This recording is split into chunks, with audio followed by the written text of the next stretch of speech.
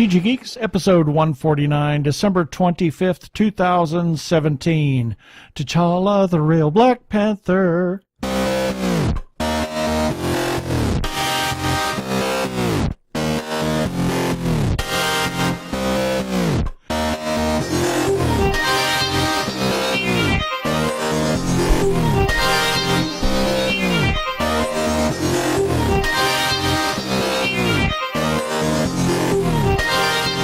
Hello and welcome to another webcast from tggeeks.com, where Ben and Keith, the two gay geeks, talk about all aspects of geekdom and nerdery, sci-fi, comics, film, horror, genre, you name it. We talk about it. I am Keith Lane. We're coming to you from TG Squared Studios in lovely Phoenix, Arizona. And I'm Ben Raggington, also coming to you from Geoffrey Thorne is coming to town, Phoenix, Arizona. There you go. Yep. And we are going to talk to Mr. Geoffrey Thorne, who is the showrunner for Black Panther Quest, the Disney XD Adventures next installment. Animated series. Who knows when it'll be released? Obviously, sometime after Black Panther and probably after Avengers, but we'll see. He hasn't told us. He can't tell us. But you're right. It's got to be at least, whether it's more in line with Avengers, that's hard to say. But definitely after Black Panther, the movie, because they want to strike while the iron is hot. Yep.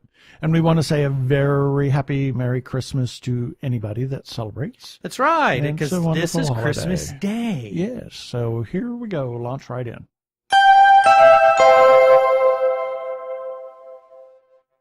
And for this special holiday episode, we have a real treat for you. We have Mr. Geoffrey Thorne, who is a writer, among other things. Welcome to the show, Geoffrey.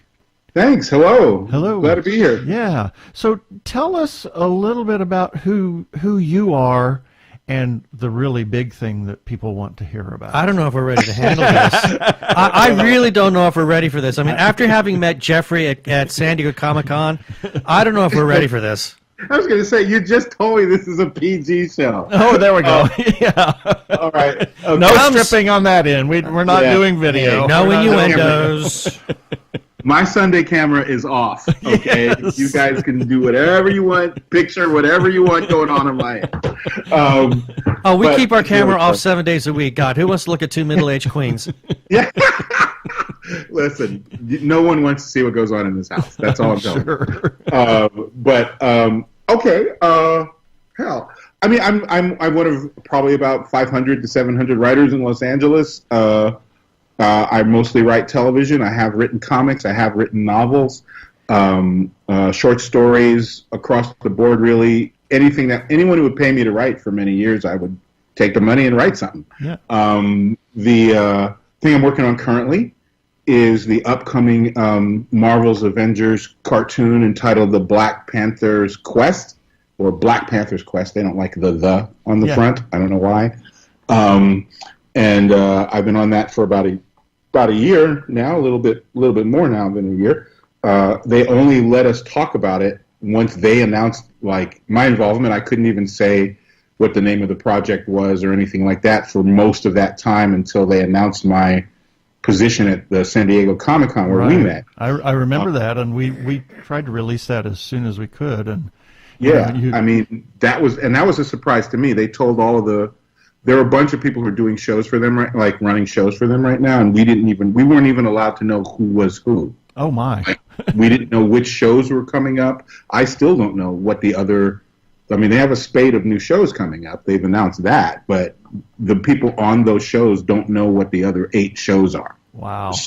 Or other 10 shows or whatever. I'm surprised your people aren't all sequestered. Well, maybe you are sequestered. I mean, you're so busy working on your particular project. I mean, you were telling us earlier before we started recording that you have no idea what's going on in the real world. I haven't bought comics of any kind, and I get them mostly digitally now, so this is really bad. I haven't looked at a comic book in a month and a half. Wow. And that was after a break. Like, I look at them briefly, and then there'd be another 5-month break. Like, it's more consuming than I had ever imagined. This is the first time I've been the head writer on a show like that, or on any show. I've never been a head writer before. I've just been one of the many writers. And even when I was a producer, I was never higher ranked than number 3 in the roster, and that was on Librarians. So you don't have the same kind of command and control responsibilities, and it's immersive. I mean, it's been nothing but Black Panther for like a year, like nothing. I've barely written anything of my own, much less, look up above the computer screen to see what's on television. So do you occasionally come in late in the night and your wife calls 911? Somebody's breaking in. Who are you? Who is this man? One of the many perks of being a professional writer on any kind of a TV show. There are a few, but I should say there are a few, but not that many. But they're really nice ones. Aside from the time when you must be in the office, you don't have to be in the office. Oh, well, that's nice. Like, there are several things you must do at the office. One of them is like convene all the writers and sort of work out story points for the, let's say, 5 or 10 episodes going forward, and then everyone gets kicked out. Wow. And they do their thing, and everything happens over email. Wow, so that's incredible. There are days when I'm in my pajamas for 2 days, and my wife just walks past me and shakes her head, and I'm like, I'm working! I am actually working! I'm getting paid for this! Right. You walk in the house, and there'll be like Captain America streaming in the background, and, some sort of music on in another room. I'm still in my pajamas, and it's 2 o'clock. Yeah, exactly. Like, I can't stand you. I hate you so much. We've done that. Well, I work from home. I have a telecommute job.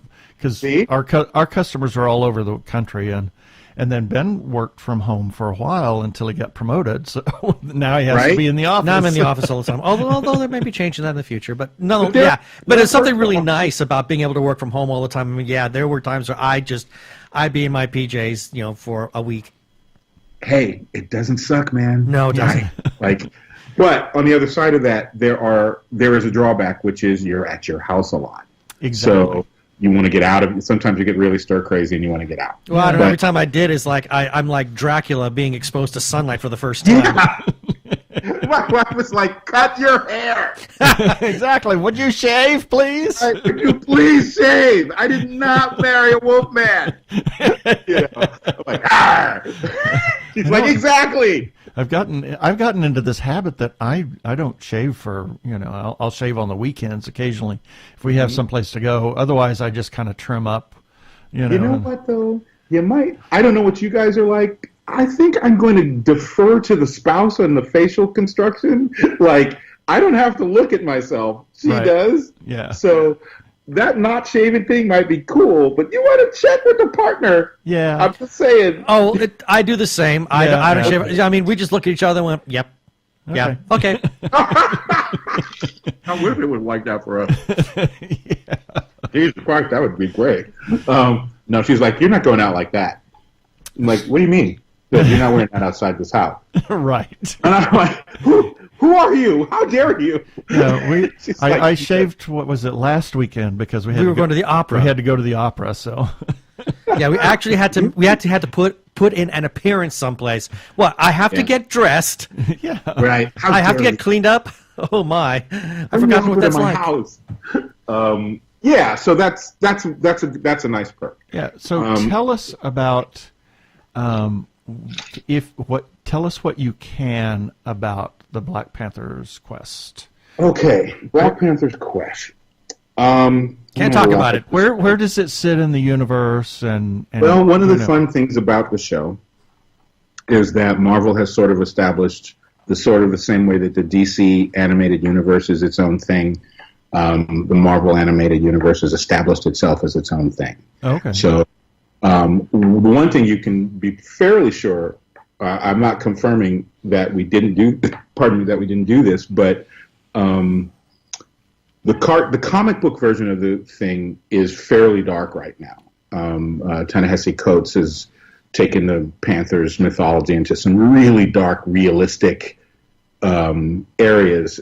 So you can sort of look at that and assume we won't be doing most of that because it's not for kids. And this is an all ages show. Right. So what I can say is the watchwords for the show are adventure, not politics. it is definitely a stab in its own. It's its own thing. It is not the movie. It is its own universe. But that said, I've worked very, very hard to make sure it's the Black Panther. Like, it's a recognizable. When you turn on that first episode and you see him, you're like, "Yep, that's my guy."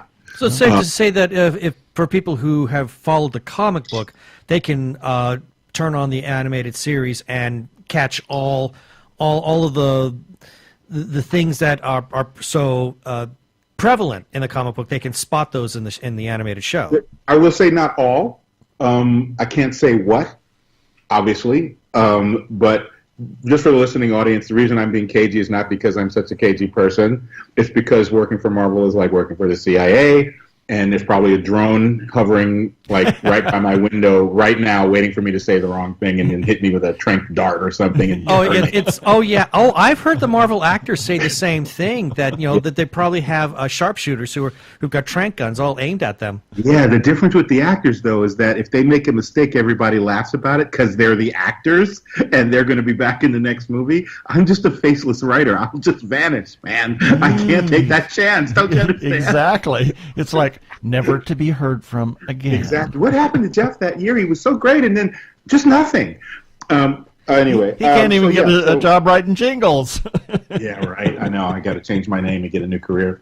I'm sure some of the contract it says, "Oh, you could tell them, but then we'd have to kill you." Exactly. Hey, I'm not kidding. You're not saying. If I suddenly go silent, you know what happened. It's page 62, line 47. Read this one little paragraph. So with that in mind, when you watch the old Justice League, not the old, I guess it is kind of old now, the old Justice League cartoon, it certainly wasn't the comic book, but it also isn't this. It also wasn't the movie, but you can, or the movies, I should say.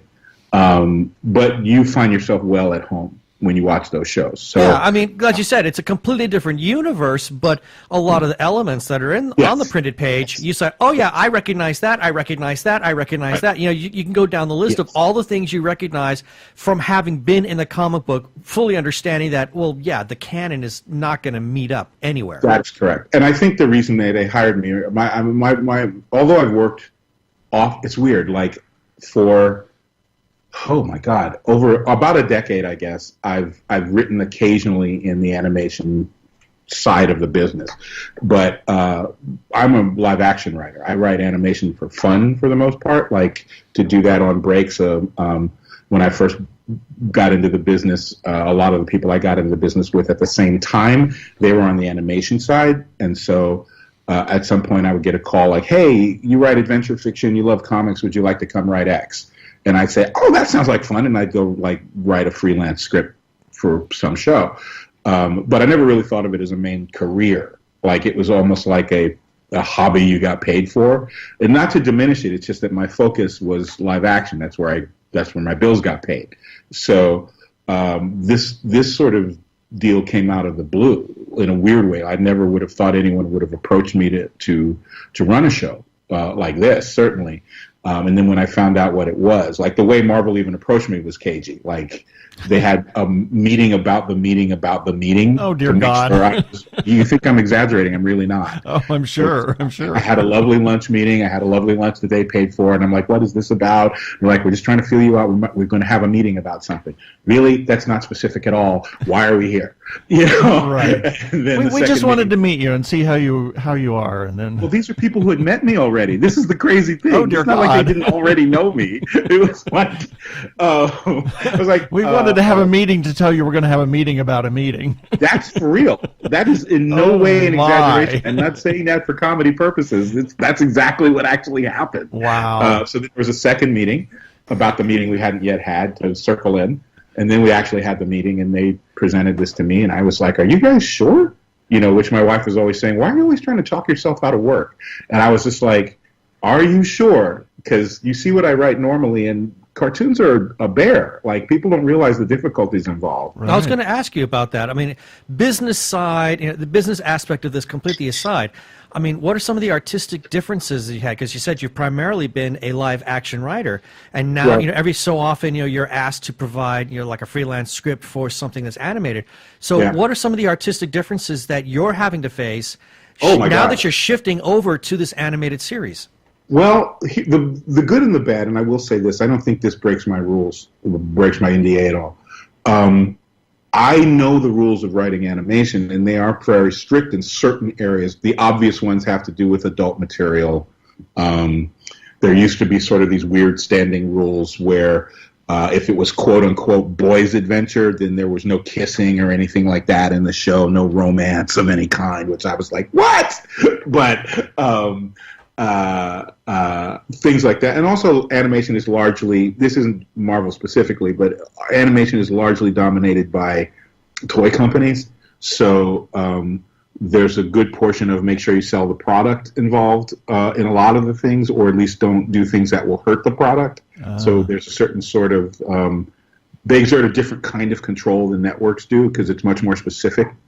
Like they'll give you can't say that line because it makes the product look like it could, or I get this a lot in scripts, even today, because you'll just be writing a script, because there's a lot of fighting in these shows. It's not specific to Black Panther, but you'll get notes back from the legal department, like, don't specifically say he gets punched in the face, right? Nobody can be hit in the back with a crowbar, right? Which sounds weird, but when you're talking about superpowered beings, or many of whom are essentially indestructible or wearing armor or something, the writer head is like, I just want to write the most exciting fight because I know nobody's really getting hurt because that guy's wearing, a medieval armor and it's not really a crowbar. It's like cosmic, blah, blah, blah, blah. But the legal department's like, 12-year-olds are watching this. We don't want to get sued because some 12-year-old decided to whack his sister in the head with a crowbar. Oh, well, that's so yeah. We're Something to less think about. specific. Hey, I'm with you. I don't want that either. But I'm less about the suing and more about his sister not getting hit in the head. Right, exactly. So there's that kind of a restriction, whereas in a live action show, obviously, you have a lot more leeway in terms of innuendo, kinds of language you can use, violence, the levels and kinds of violence. Coming from live action, there are rules that you learn in live action, for instance, maybe the public doesn't know. Never tell a director what the shot is. Right? You don't write live action scripts and say, okay, you're close on the eye, right? And then you pull back, and then you swivel around. You don't get, that's no. Like, rule number one, don't tell the directors what to shoot. They know what to shoot. That's why they're the director and you're the writer. In animation, specifically, you must call out shots. You must say, this is the corner of the room. This is how we're seeing it. We pull back to reveal this, So you almost have to be a director of sorts. Yeah, in a way. I think what's interesting is when the work comes back from the animation side, they will often, I wouldn't say take liberties, but that's the easiest way to describe it to a layperson. They will interpret what you wrote their own way anyway, and it'll generally, I would say 98% of the time, be massively better than whatever you told them to do, because it's their job. But they want you to call it out because it gives them a foundation upon which to build, whereas the director just reads the script, ignores all those sorts of things because they have stuff they are already thinking about visually in a live action show. Yeah. So, I would imagine that it also saves on additional animation that they would do if you're going to close up on the face. You don't need to construct the whole room. You just do the face. That's correct. I think it makes their job a lot easier. Everyone's basically on the same page. And with directing live action, it's a little bit improvisational even on television, right? Because you'll get into a location, the actors are doing something slightly different than you pictured in your head. You see a shot you couldn't have pictured because of where you are. You're like, oh, let's do that instead. You can't do any of that in animation. Right. So there's that. And we work with a cross-section of traditional animation writers and people like myself who come over from live action to do animation for whatever reason. And the live action people invariably are like, wow, this is weird. I have to tell myself to call the shots out. It's weird. So those are some interesting differences. Personally, I've been against some of the rules that have been established in animation, especially adventure animation, over the years. But they've been softened so much lately that, like the show, the Avatar series, Airbender series, they broke 100% of the rules on that show. So basically, everything after that show, if you can get the network or the brass of the executives to agree, you can kind of go as far as you want.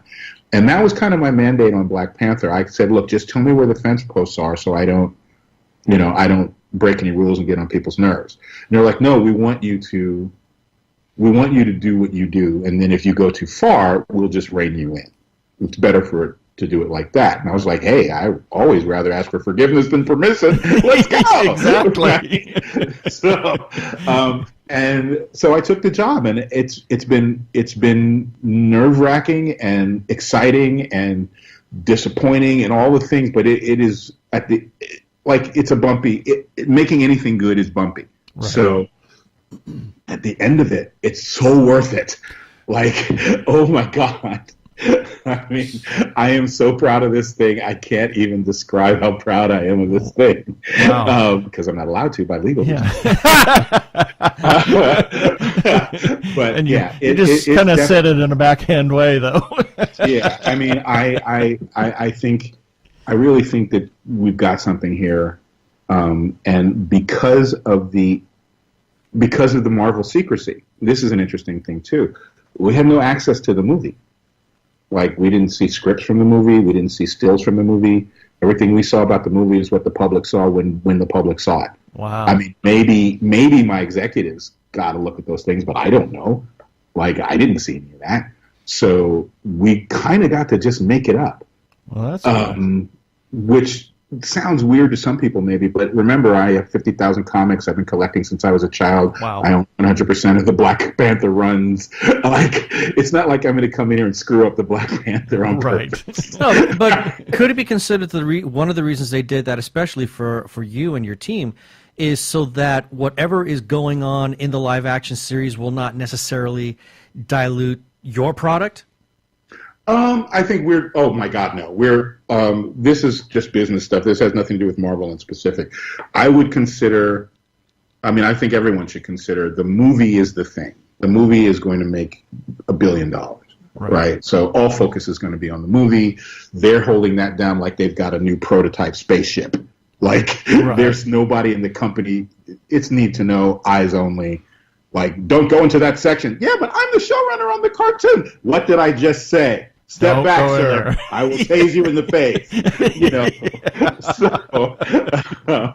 But I'm running the other. You're not stepping back, sir. I warned you twice. So I have my finger on the button. Yeah. Do you see that I'm holding the taser? I will use it. And you were just trying to get a cup of coffee from their coffee machine. I'm literally just trying to get to the bathroom. Go to section blue, sir. You're not tagged for section red. You know. And once again, you think I'm exaggerating. No, I can believe it. We have heard rumors about how horrifyingly strict Marvel can be, but oh my word. Just picture that most professional writers, whatever their political persuasion, basically in the big scheme of making stuff professionally, like in manufacturing of things, we are the hippies. Oh my. Okay. Whatever we dress like, we are the sloppiest version of making stuff. Wow. Right? So the more restrictive the thing becomes, we all become paranoid freaks. They're like, they're looking at me. They followed me to the restaurant. Who's that guy? What's that van doing? You know, it's like the government could learn a thing or two from Marvel and the way that they're almost paranoid. Oh, Jesus. But also on another level, they're obviously in grappling competition with Warner's over the superhero market. They keep winning, but they're not always going to win. So at some point, one every year that the DC movies come out and destroy the Marvel movies that year, DC's going to be like, we climbed Mount Everest, we finally defeated, Godzilla. Exactly. And so there's a certain amount of paranoia on the winning side, which is, we can't ever let that happen. We can never let that happen. Never, ever. So So with that in mind, they guard these things. You know, the scripts are numbered. Every aspect of the production has like digital things on it. So if it leaks out, they know who did the leak. Right. And I think that's fair because I don't have a problem to tell people don't. I mean, I know that Marvel has just been completely insane when it comes to their Infinity War trailer. Yeah. I mean, heck, it got leaked twice, and nobody can still see the official thing yet. Yeah, you know, because one, I think the TV show Lost is what started all this. That was in the infancy of the internet being really the internet that we understand it as. Social media had just blown up, where people really were interconnected the way they are now. And Lost got all cute with itself, started dropping all these clues and stuff, thinking, oh, we're so smart. And the audience was like, yeah, we got you. Here's how your show's going to end. And they were like, oh, what? Mm-hmm. They had to come up with a new ending because the audience was right. And like, oh, dear God, there's a billion of them, and they're all talking to each other. Oh, my God. Yeah, so you can't really beat the group brain. You just can't. Right. So the only way you can is to limit information. You have to just clamp down on it as tight as you can because it cuts into profits. If somebody's bootlegging your movie, or you know what I mean? If they're pirating anything out of. Yeah, and also you don't know what, like, as deeply into comics as I am, I'm nowhere near the level of deepness that some of these people are. So, like, here's something that's interesting to me. I don't have any inside information, as we've just established, but we saw that poster, and for some reason the Black Widow has either blonde or white hair. Blonde. Right? So I'm like, how come she's blonde? Is this a future or alternative Black Widow? Because I know it involves the Infinity Gauntlet. Is that a story point, or is it just they wanted her to be blonde in this episode? She's just blonde. Yeah, you don't know that. It could be a story point. Yeah, it could be, but I don't think so. Or it could be a mistake. Who knows? You know? I don't think so because Scarlett Johansson's hair is Scarlett's hair is normally blonde. So anyway, I don't think it's a big deal. Yeah, they just forgot to color it, and it's like, now we have to write a story about it. Now we have to revisit after the movies come out to find out which of us was correct. Yeah. But that's the point, though, that people are so obsessive and so investigative now, and the tools for them to investigate are so deep. Well, yeah, I mean, I think back to the one thing that everybody was screaming about is, oh my God, Chris Evans has a beard. I know. He didn't shave his beard, and then all of a sudden all these wild theories began to start spewing forth about he's actually following this particular comic book path as Steve Rogers. So yeah, you're right. I mean, the slightest little thing on there will make fandom, the most geekiest of fandom just go ape. I saw an article the whole thing today. Like the Age of Ultron, where everyone just knew that Hawkeye was going to get killed in that. Oh, right. And I was like, really? Are you sure about that? Oh, well, this is, hey, fans have been doing this ever since, what was it, Abbey Road? Mm-hmm. And Paul's walking the street barefoot, and everybody says, Paul's dead. He's dead. That rumor is still alive. What is wrong with people? Holy crap. Didn't Paul die back then? No, so I guess this is an automaton we have. So we were seeing life model decoys then of Paul every time we went and saw him in concert. We were looking at LMDs. The same thing with Mark Hamill. He gets in a car accident, poor bastard. Has to have facial reconstruction surgery between Star Wars and Empire Strikes Back, so he looks a little different. Right? In the second movie, Mark Hamill died of shooting. They just replaced him with another actor. Really? That's what they did? Yeah. Are you crazy? Fans love their conspiracies. Yeah. Lord. That's what keeps it alive. So let me ask about, if you can tell, two things. Number one, is this all traditional animation, or is it CGI, or is it a computer animation, or is it a hybrid? Marvel's pattern has been, as needed, there will be some CGI, but for the most part, it's traditional 2D. Oh, cool. They've released some of the character designs, which is why I'm allowed to talk about it, so you can see some of what it will look like because the character designs have been released.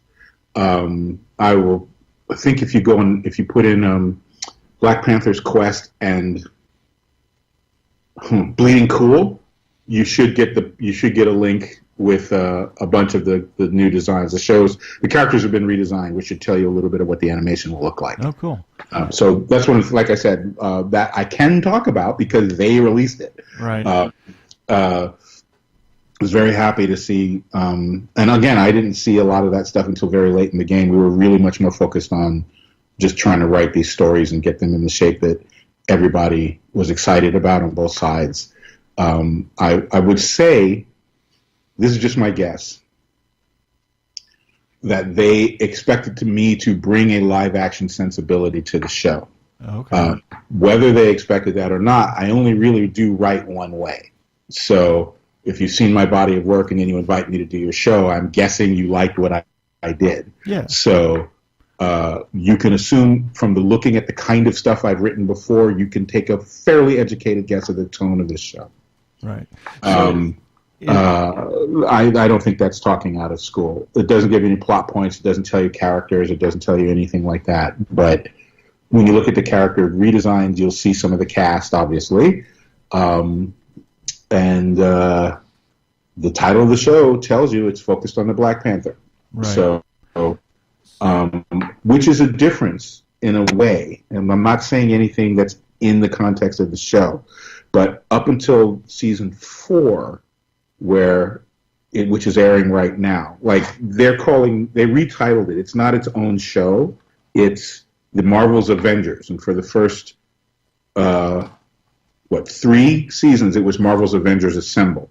And then in season 4, it turned into Marvel's Avengers, and then it would be like Secret Wars, or, what was the other one? I don't know, Disassembled or something like that, right? They have a different subtitle. In this season, it's Marvel's Avengers: Black Panther's Quest. So it will focus on the Black Panther. He will be front and center. It's not the same old show, just with the Black Panther in the title. It is about the Black Panther. Oh, cool. So you said something that spurred a question. And have you written all of the episodes and then you give it to the animators, or is it episode animators, or? Oh, that's interesting. That's just process. I can talk about that. Yeah. Okay. So the way it works is this, structurally, and this isn't unique to Marvel. This is sort of, there's really only a couple of models that work in TV animation. I don't know anything about the nighttime version. I think they work just like shows. Like The Simpsons just has a writer's room like every other show, whether it's a sitcom, whether it's a live action or animated, because nighttime shows work differently. But for regular animation, for the Gen Pop, okay. So in a live action show, you hire all the writers, you get all the writers together. We convene. We start breaking the show. Breaking means outlining episodes and story arcs for the season, character stuff, blah, blah, blah. Everybody gets on the same page about that.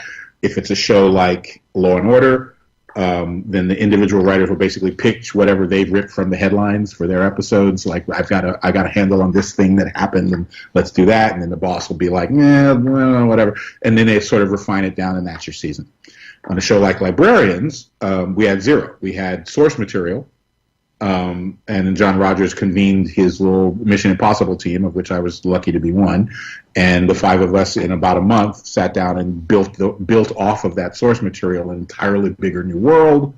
And then, again, within that, we're like, well, this story would be great here. Why don't we do this? What character like this? All that stuff. And then we start breaking. What we call breaking is zeroing in on a particular episode. Let's start at episode 1. Usually everyone starts at episode 1.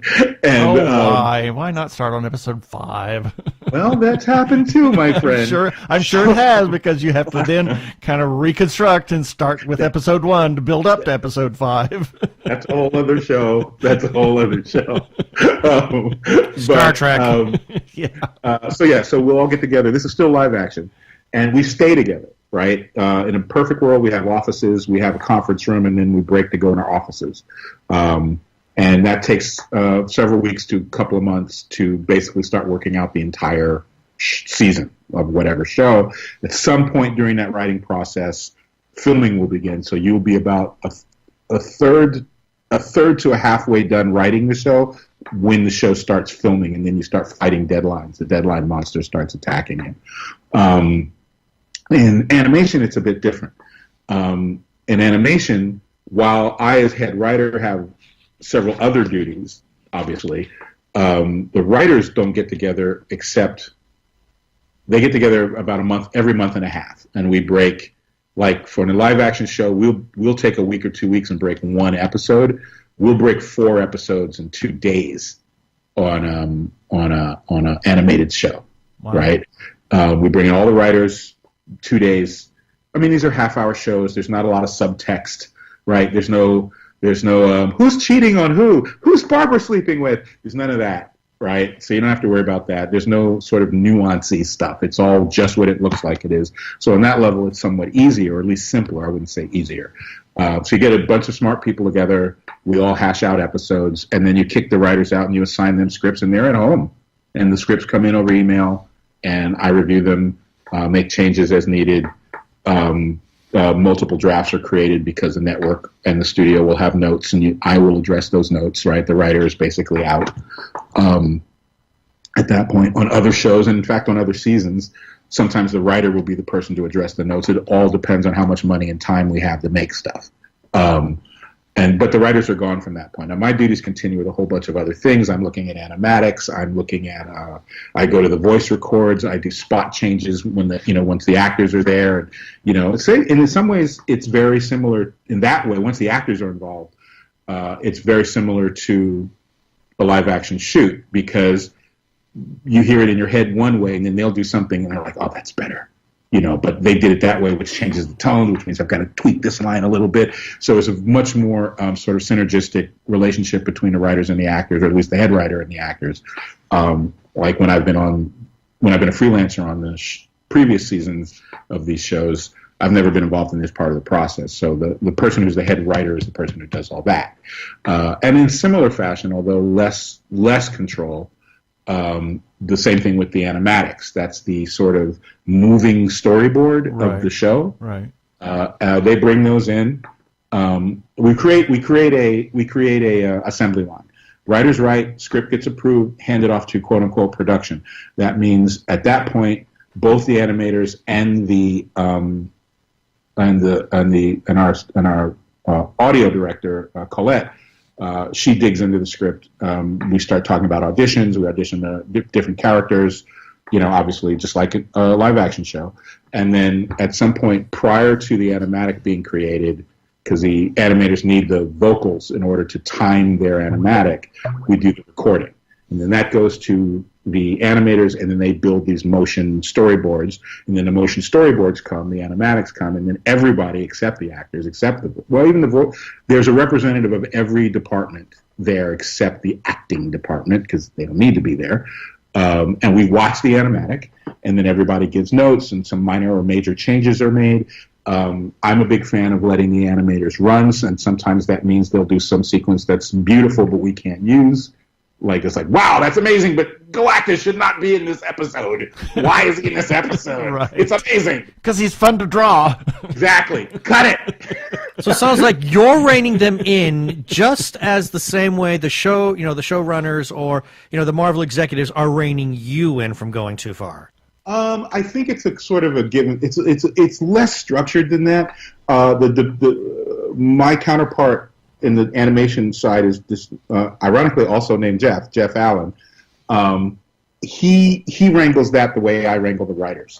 So when all the department get together, it's more like, here's what you gave us, here's what we did with it. Sometimes the animators will cut lines because the sequences on paper, like if you just read it as a radio play, it works fine. But when you look at it as a moving sequence, it's like, why are they talking right now? Like, they don't need to be talking right now. We can see what they're doing, right? So they'll just cut those things, right? My feeling on that is, if I don't notice it's gone, it didn't need to be there. Right.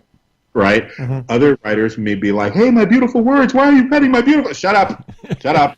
It didn't need to be there. Nobody noticed it. It's just a bing, zang, kapow. Exactly. Exactly. Right. And then on that level, it's great. And also remember, they think visually and we think in terms of text. So they will take a scene, a simple chase scene. I will write runs through a Moroccan bazaar, knocking over pots to chase the Nazis. Right. That's all I need to write in the action line in a script. But a good animator will use that sequence not only to show that they're chasing the Nazis through the bazaar, but let's say it's Captain America and the Black Panther chasing the same group. They're not going to run or move the same way. They may not be particularly happy with each other at that point in the script, so they may bump into each other or do something that affects the other one's ability to chase. All these things are interpreted. Wow. So I personally like for the animators to interpret, because the same way the execs told me, easier to pull them back from something that's too big than for them to be too conservative and give us weak sauce. Right. So, because it's always easier to whittle, right? If you don't give me something big enough to see what it is, how can I tell you what to do? Right? So, but it's usually convivial. There's no sort of animosity. Like, it's not combative. It's more like, here's our best guess. And I think a lot of people fail to understand, or they don't consider, I shouldn't say fail to understand. A script is really a blueprint. It's not like writing a novel, right? You're writing a blueprint for someone to build off of. You're the architect, right? And then someone else builds the house. And if you're lucky, you're part of that. You get to advise and have consent over. But they're actually building it. So their instinct in a lot of cases is going to be better than yours. And you have to be open to that. Like, that's actually better. Let's use that. That's my philosophy. Everything that's better goes in. Everything that's crap goes out, no matter who said it. Like, wow. I don't care if the janitor walked by and go, "Why didn't you kill her?" Like, oh my God, why don't we kill her? That'll be great. Who's the janitor? Get him back in here. You're a writer now. Yeah, I literally don't care. I have no care about that. I care where the idea comes from, as long as it makes the show better. Right. But so that's structurally a bit different. There are several positions that don't exist on the animation side that do exist on the live action side for a host of reasons, some of which having to do with budget. And then the same thing happens. The assembly line begins, and then the writers are being chased by the deadline monster. On any TV show, it doesn't matter what side of the business, it doesn't matter if it's unless it's maybe one of these, what do they call them, reality shows. I don't know if they have that problem. Do they have a script? Well, they do some version, like they will not admit to it. Yeah, they're liars. Of course, they have some. What they do is they manipulate the cast via editing and via how they structure. Well, let's have a party. Let's send them on a trip. Like that kind of stuff. Let's put these two characters in a situation who hate each other. Let's make sure they stay together a lot this season because they hate each other. Right. So there is a certain amount of shaping going on, but I don't think they fight the deadlines the way we do. It's like anything. It takes you, writing a book. It takes some people as much as a year to write a good novel. Mm-hmm. It takes us days to read it. Right. So that's the deadline monster. If you're trying to put out something on a weekly or monthly basis, the people consuming it are going to consume it at a much faster rate than you can create it. Okay. Right. So that brings me to the big question, and I don't know whether you can ever actually answer this one or not. Okay. Do you have a release date for this, or? A minute. Hold on for 1 second. And no, I do not. They won't tell us. We don't have a release date. My guess is, since the film premieres in February, we will premiere sometime after that, because why would you premiere us when the... Oh, absolutely. I mean, clearly you want to build on the success of the film. Precisely. I mean, It's a foregone conclusion this movie's going to be hot. So naturally, you want your product to come out after that and strike while the iron is hot. Now, I've got a question. I went to Bleeding Cool, and I'm looking at some of the artwork that was released at New York Comic Con. It's very stylized. Yep. So I'm going to phrase this in a way so that you're not going to compromise anything. Now, as you said earlier, this is season 4 of Marvel Avengers, correct? Season 5. Season 5. Okay, so first 4 seasons are already been out. They've already been aired. People can see those over at, I guess it's Disney XD, correct? Yep. Okay. Well, season 4 is ongoing. Okay. There's a whole bunch of stuff that hasn't happened yet. I can't talk about that either. Okay, so but seasons 1 through 3 are out. For anybody who has not watched this show yet. Yes. What kind of tone can you tell them this series takes? Is it, because like I said, I'm looking at the artwork, it's very stylized. I hate to use the word cartoony, but okay. but you know what I mean. I'm not a joke teller. All the humor that comes in my work in adventure stories is organic to the characters. Mm-hmm. There will not be any slapsticky moments, not really, unless they're part of the show. In a sense of this isn't a Looney Tunes cartoon. This is an adventure cartoon, like straight up adventure. If you like the movies, you should like this show, and I mean this season of this show specifically. Right. But this season is also very much. I mean, we're a team. There's a team of people. It's not just like I'm, Captain Kirk telling people where to do stuff. It's generally a group decision for the most part. And Marvel wins all arguments. So if there's something I really am fist poundy about, I can have that fight. But at the end of the day, if they don't hear it, that's it. We do what Marvel wants. Mm-hmm. But from your point of view as an audience, if you like Voltron, if you like Legend of Korra, if you like, trying to think, if you like Young Justice. Love Young Justice. If you like that show, you're going to like this show. That's an endorsement if I've ever heard one. Well, my bar is Johnny Quest. Mm-hmm. I mean, I'm old enough to remember Johnny Quest. You're talking I loved Johnny Quest. So did we growing up. So I don't know that any show achieves Johnny Questness anymore, but we did our damnedest to get there. So it is a different flavor. They specifically chose me not because I'm so great, but because they wanted something different, and it's different. The fact that they did the redesigns, like, that's not me. That's Marvel's decision. Mm-hmm. They didn't have to redesign anything. They could have just done it the same way they've been doing it, and that would have been perfectly fine with me. That's fine. I have control over that. The fact that they leaned so far into, again, I'm not confirming or denying anything. I'm doing the things that a fan would do. The fact that Marvel redesigned the characters for this season should tell you something about their attitude going into this season. Okay, right? Fair enough. Logic. So, and from my point of view, I'm happy, man. I worked on Leverage. I worked on Law and Order: Criminal Intent. I worked on The Librarians, right?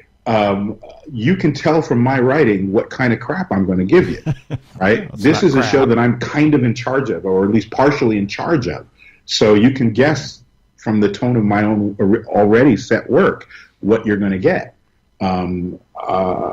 Within the boundaries of, right? Like I said, there's a bunch of stuff you can't do that I would have loved to be able to do. Mm-hmm. You just can't do them on shows that are at least partially focused at kids. So, true. Right.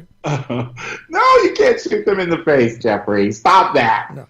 No. So doesn't matter if the mask is bulletproof. yeah. Exactly. Well, like I said, it's difficult to give things away, but here's the fun of it. The problem you have in animation a lot of the time is, and it's every show, it's not just Marvel or whatever, even Justice League, they had 7 characters, right? The Justice League show had, I think, 7 characters, main characters. Right. That were, in some cases, they weren't in every episode because they learned their lesson at some point, but they tried to have them be in every episode, and they learned quickly. That's going to shape the way you're able to tell stories. It's going to simplify the stories a great deal because you have so many characters you have to service. Right. So that means like little tiny lines, little tiny things, very thin sort of objectives and plot lines, and you're really leaning heavily on, isn't it so pretty and actiony, and oh, there's Superman, But if you watch that show over the course of its run, it started to break things down where there were pairs of superheroes doing different things. Right? Or this one episode just focused on Wonder Woman. Right. You just can't do a show with 9,000 characters running around. Oh, why not? Right. Well, not even the comic books. Not even the comic books did that. I mean, the Justice League comic book was always, it would be a rare moment the entire team would be, that would be like an anniversary issue. Exactly, and that's not accidental. It becomes, you want to do it. Like if the X-Men can't do it, you can tell when the runs get weak. The stories get weaker the more characters are in them. Right. Because you can't focus, So when Marvel, the biggest decision Marvel made wasn't to make a Black Panther show. It was to make it a one character focused show. Right. It could have been Thor. It could have been Black Widow. It could have been Iron Man. It doesn't matter, because as soon as you're like, this Avengers series has this one in the front and everyone else is a secondary character, which means we get to bring them in and out as the story dictates, rather than, well, this is the Avengers and it's called Assemble, which means all 7 of these people are going to be in this episode, no matter what the episode is. Right. So they're trying to strengthen the brand, it sounds like, to give some. Again, these are decisions that are made in offices I never enter. You don't even know where they are. Yeah. They're actually physically above my pay grade. But I would assume, like I said, you guys are smart. A lot of fans are smart, savvy people, grown-up people. Draw your own logical conclusion. Right. So I want to switch gears here real quick and say that thanks to Neil Holford for introducing us, and we understand that you have a potential of writing something for him for his Uncharted Regions. I'm late. I'm so late because of a stupid cartoon. Yeah. Did you just call it that? I owe him an episode of his show. I'm writing an episode of his show. He's already the drama. I'm definitely doing that. In fact, as soon as I put these, I'm actually on the last 2. I'm editing, right? I'm like editor-in-chief, I guess you'd call it. That's the equivalent of my job. So the last 2 scripts that are in process, those are technically already written. But my job, as I say, my duties are more than just writing. Once these last 2 go into the production phase, that's the end of my writing duties for the show. The rest of it's editing. Not editing, cutting images together, editing like book editors edit. Mm-hmm. As soon as that's done, that's the first thing on my list. I'm a month and a half late on that script, which I've never been late on a script in my life, and it's only because Neil's being patient. He is very patient. And well, I'm definitely writing that script, and I'm definitely going to be turning it in before the end of the year. Yeah, we're really excited about that Uncharted Regions that he's doing. So Neil's great. Neil's great. He's very creative. He made that great short film. He's a hell of a good writer. He's a video game writer. I've known him for years, and I can't wait to. I want to say see. I can't wait to hear what the rest of the show is going to be. Mm-hmm. He's getting a script out of me for sure. Yeah. Well, that's exciting. So, for anybody who wants to learn more about what you're doing, in addition to the Black Panther quest, because you know, you've got your fingers in so many different pies, it seems like. And if they want to find out what the status is of anything that you're working on, do you have any presence on social media like the Twitters, Facebooks, websites, anything? Right. I say this at every time. My Twitter handle is Game of Thorns, but I'm very politically opinionated, people, and I'm not a big sufferer of fools. So just understand, I seem like a nice, jokey guy, but my Twitter feed is sometimes a bumpy ride. So just be warned. I have my own website, obviously, because everyone has to, geoffreythorne.com. Spelled the English way, GeoffreyThorne.com, one word. A lot of stuff's up there. But if you don't want to go through all that hassle, just go to Amazon, put my name into a search, and you should get my author page. That will show whatever's current for sale. My blog is sporadic. Also, it's written for grown-ups, not kids. Not to say that it's awful or anything, but it's quite serious. Very serious. Very important. My blog's so important. So that's that. I have a Tumblr presence. I have an Instagram presence, Thorne Game on Instagram. I gave up Facebook. But that's how you find me. Okay. All right, then. The only thing I want to plug is I've started my own little comic book line. Winterman Comics. I put out the first one, Winterman Comics 1, last month. It's doing pretty well. Winterman Comics 2 is going to be out at the end of this month or beginning of next month. It's like exactly 30 days, so it might be like the second day of January instead of the last day of November or whatever. But I'm having a good time with that. And after the first, I'm going to the Winterman Comics comic. It's actually called Winterman Comics. is written and drawn by me. Oh, but cool. after the first, other artists, hopefully other writers, will be coming in to do completely other books while I continue to do Winterman Comics. Winterman Comics is an anthology. It's a young adult. No superheroes, no baggage. It's going to tell science fiction and fantasy adventure stories featuring people of color, people of different sexualities, people who don't normally get the front and center. Cool. But also without any like, oh, what happened in 1943 that influences this story today? None of that, right? 3 chapters, out. Another 3 chapters, completely different venue, out. And hopefully a different art style with each story, setting. Nice. So where can this be found? At Amazon right now for $1.99. I wanted it to be 99 cents. Amazon will not let me drop it lower than $1.99. Wow. So I'm still trying to work around that. I do giveaways, so like each issue, the first 50 are free.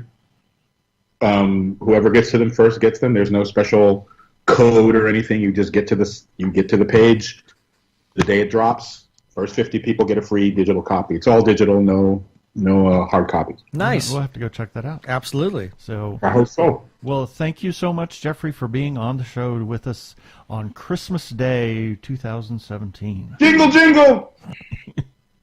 Thank you so much. Hi, this is Geoff Thorne, head writer for Marvel's Avengers Black Panther's Quest. And it is my pleasure to let you know that you are listening to the Two Gay Geeks.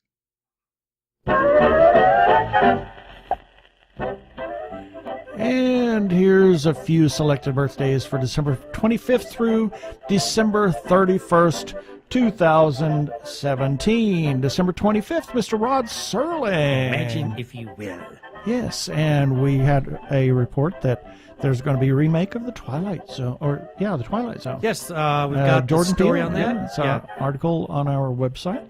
Also on December 25th, Annie Lennox, Ricky Henderson. My mother loves him.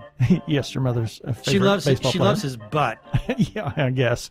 And December 25th also is CCH Pounder, Mrs. Fredericks from the Warehouse 13. Warehouse 13, yes. Humphrey Bogart and the Grand Dame of the UK gay scene, Mr. Quentin Crisp. And also on December 25th, Louis Chevrolet, 1878. Truly, he was the founder of the Chevrolet Motor Company. How about So, that? You know, I always make fun of Maurice Chevrolet and call him Maurice Chevrolet. But I'm sure you're not the only one. Yeah. Also, let's see, December 26th, Mr. Steve Allen. You know, if he hadn't had his show on TV, we might not be here today. He was invented like the talk show. He invented the talk show. Yeah. So here we are. Also on December 26th, Mahalia Jackson and Charles Babbage, born in 1791. Now, he is thought to be the father of the computer. Indeed. He actually created 1791? a computing device in the early 1800s. What was Yes. it, an abacus? Probably. I'm just joking. Probably based on an abacus, but I was fascinating. I read about that. As I always get sidetracked as a shiny object whenever I'm looking up these birthdays. Too many rabbit holes. Too many rabbit holes to go down. So it takes me forever to get them done. December 27th, Marlene Dietrich, and that was another rabbit hole. Oh my gosh, she had Really? quite a career. Also on December 27th, Louis Pasteur and Johannes Kepler and Jacob Bernoulli. Wow. I mean, that's a bit of a trifecta in terms of scientists. Johannes Kepler was born in 1571, and Jacob Bernoulli was born in 1654. December 28th, Ms. Nichelle Nichols, who we met at San Diego Comic-Con. Got a picture with her. What a wow. dear. Yeah. She's such a sweetheart. Yeah. Also on December 28th, Mr. Stan Lee and Linus Torvalds, who was the inventor of the Linux operating system. It was actually his master's thesis. Wow. So, you go. Yeah. Also on December 28th, Maggie Smith and my cousin Kevin Falconberry and very good friend of ours, Jennifer O'Brien Chavez, who we'll be having dinner with on that date. That's right. December 29th, Ted Danson, who we saw eating lunch at the studios way back Yeah, long that years was ago. so bizarre. I mean, I can't imagine how he must have felt, because here we are, we're 50 yards away from him. Not even that. No, we're close, probably like 30 10. feet. I was going to say about 10 yards. And we're just kind of like, it's just a group of us, about, 15 people maybe? Oh, no, it wasn't even that. That was the tour where we're the We're only English speaking speakers. people. Yeah. So, okay, maybe 10 Yeah. at best. Oh, it was and we're all 6, just kind I of think. hovering them. And he's just, he's busy eating his lunch, and we're all kind of gawking. And I was too starstruck none of us said anything. We all left him alone, but I was too starstruck to think about the fact that we may be disturbing his lunch. Yeah, and that was back in the Becker days, and we actually got Right. to go on the set. They were doing a tech rehearsal. Tech rehearsal for Becker. And Yeah. that was a lot of fun. That was a great tour. December 29th also is Mary Tyler Moore, Diego Luna, and Ian DeCastiger, who Wait, but is... Diego Luna, didn't we just see him in a movie? Yeah, we saw him, in several movies. several movies. Yeah, but just recently that we watched last night, Yeah, as of we're this recording. was the movie Frida. And also December 29th, Jason Gould, son of Barbara Streisand, Right. Barbara Streisand And Elliot Gould. Pablo Casals, who is not the son of Barbara Streisand, no, and Jude Law, Who is also not the son of Barbara Streisand Yes. or Elliot Gould. yes, on December 30th, Katie Lotz, who is not the daughter of Barbara Streisand, I sense a meme. Michael Nesmith, Paul. But I got to add one thing. Michael Nesmith's mother is credited for having invented liquid paper. Yes. So Michael Nesmith, he did not need to do music in order to No. make money. He had a nice little inheritance coming his way. Exactly. Also on December 30th, Paul Stuckey, Peter Paul and Mary. Peter, Paul, and Mary, yeah. And Davy Jones. Now, hang on. Okay, so that's far out. So we had two out of 4 monkeys having the same birthday. 2 monkeys. Monkey see, monkey do. I got nothing. December 31st, Mr. Ben Kingsley, Mr. John Denver. My hero. Your hero. Anthony Hopkins, Sir Anthony Hopkins, Yes. we should say. B.B. Newworth, Henri Matisse, born in 1869. Diane Furstenberg, Michelle Romano, who is a friend of ours on TG Geeks, and Mr. Duncan Richoff, a good friend of the show. Happy birthday, Duncan. And that's it for the birthdays this time.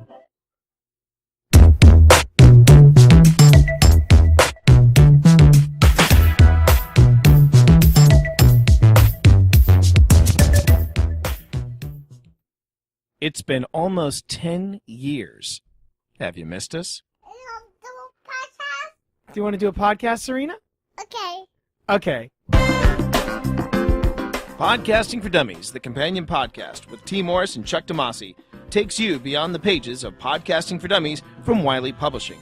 From product reviews to best practices to what's playing in the potosphere, you'll find it here. So subscribe at iTunes, Google Play, and Stitcher. Podcasting for Dummies, the companion podcast. Give us 15 minutes, and we'll give you something to think about. PodcastingForDummies.com.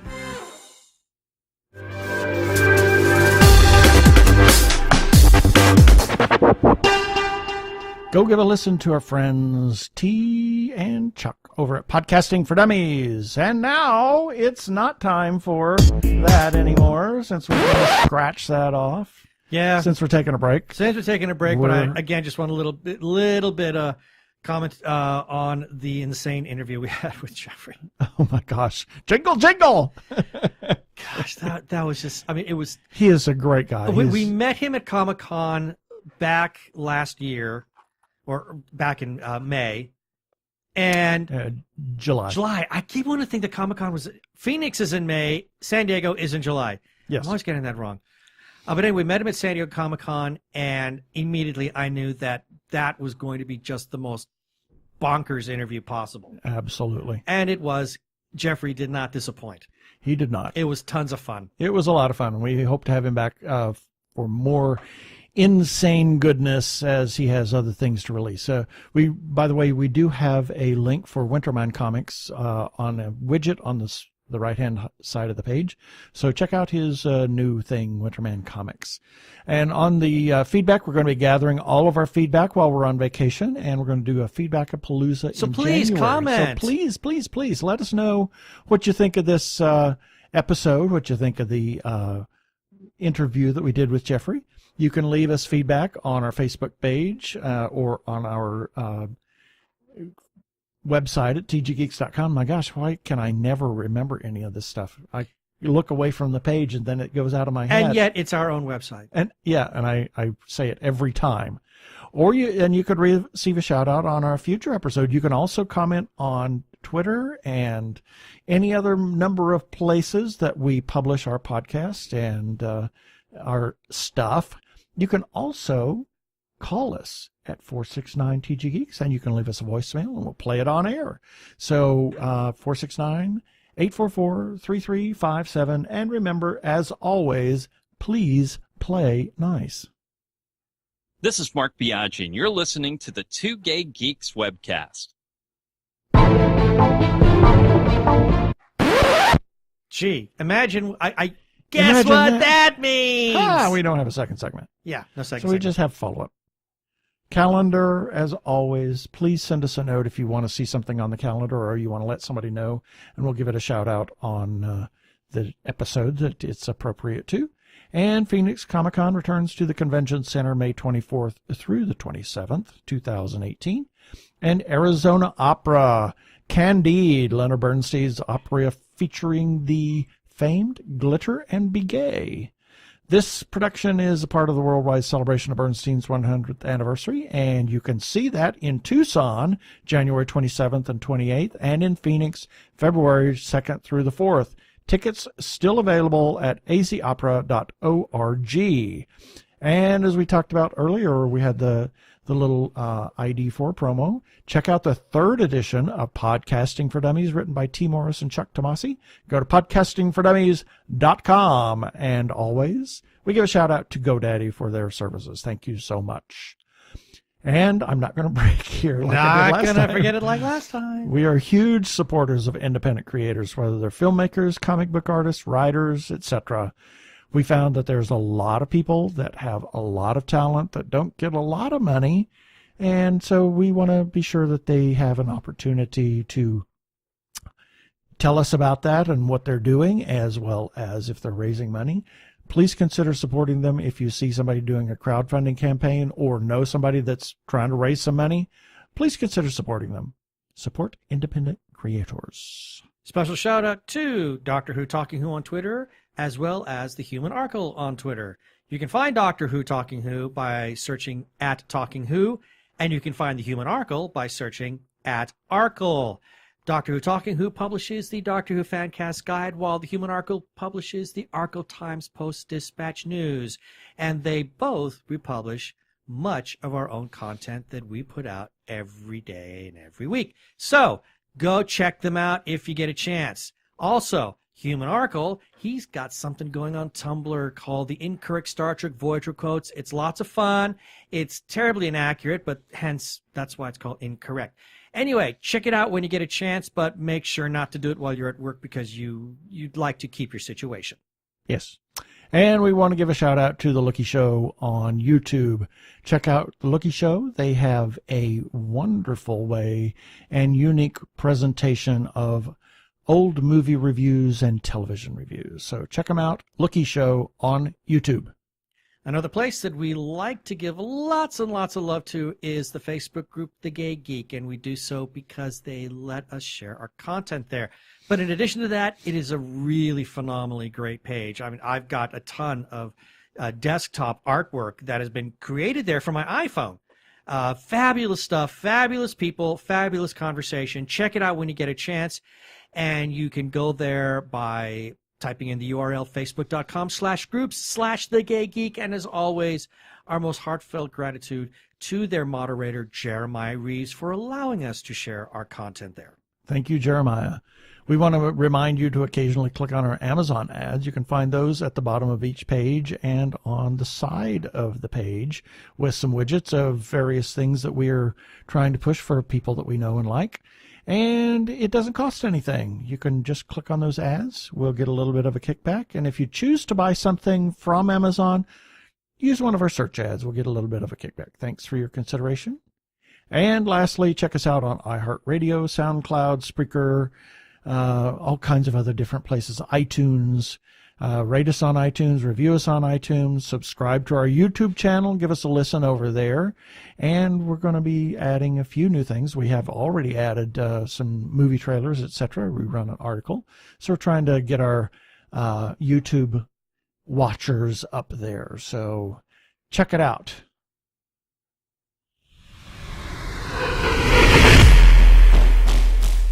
Up next time for our 150th episode, we have a special guest, Mr. Michael R. Menengay, the kind of the podfather, the godfather of podcasting.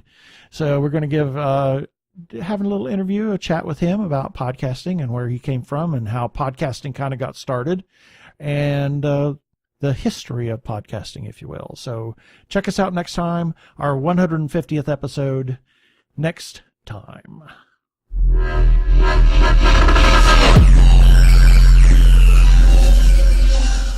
Okay, that should do it for this episode of TG Geeks Webcast. Be sure to check out the article for this webcast episode. We will have several links on the page, several maybe.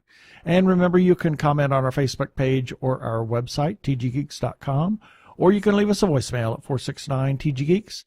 That is 469-844-3357. From TG Squared Studios, I'm Keith Lane. Thanks for listening. I bid you peace. Cheers.